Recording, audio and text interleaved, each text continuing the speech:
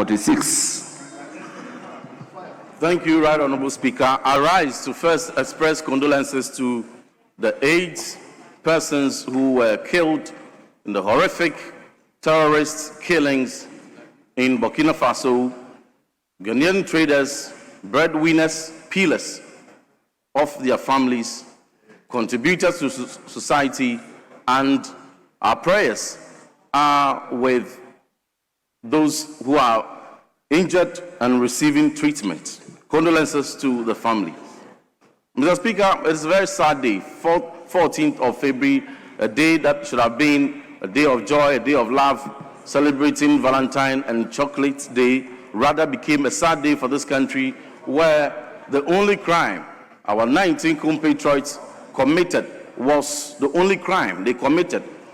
go about their legitimate business, going for goods so that households may eat in this country.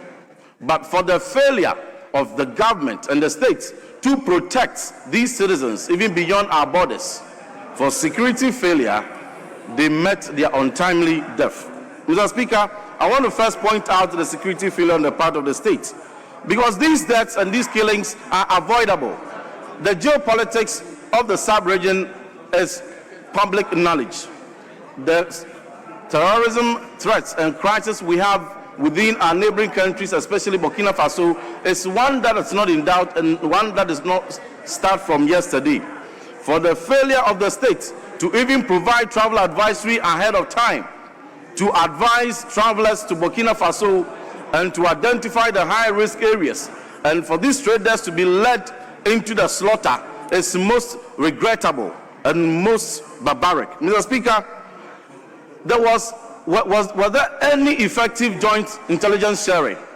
And what intelligence was picked up by the people whose job it is to ensure that these intelligence are picked up and Ghanaians traveling to these hot zones are warned ahead of time? What safe passage arrangements were put in place to ensure that Ghanaians traveling to these hotspots were accompanied if indeed they had to go and return? Mr. Speaker, we demand answers. A lot has to be answered. What corridor threat mapping was conducted, and what enhanced security and safe passage mechanisms were activated in these places, knowing very well the situation and the threats we have in this country. And it comes at a time where for 7 months we have no substantive defense minister who will lead these bilateral arrangements to ensure that these adequate security arrangements are put in place to protect our citizens who travel to Burkina Faso. I want to again point out another failure on the part of the government. Even when the crisis occurred, the government failed to offer coordinated government response.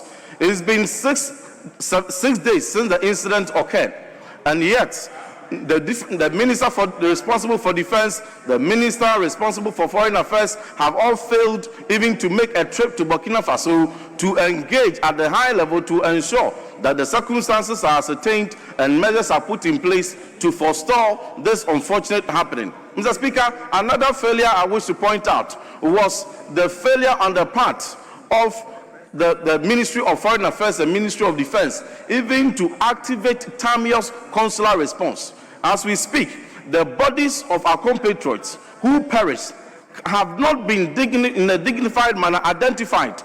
There is no dignified repatriation of their bodies. Yes, you have 1 minute more. Even before the authorities, the Ghanaian authorities will get there, belatedly, the bodies have been buried. So we are denying their families the opportunity to have a dignified burial for these people. Mr. Speaker, when the LWAC incident occurred and 6 people were killed, immediately that same day, an urgent statement was admitted.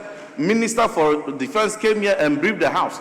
Till now, 6 days, no minister for national security, minister for defense, minister for foreign affairs, none has had the courtesy to even appear before this House to brief the House. This goes to show the negligence on the part of the state and those whose responsibilities it is to protect our citizens. Mr. Speaker, in conclusion. Honorable member, your time is up. In conclusion. Thank you, Mr. Speaker. Yes.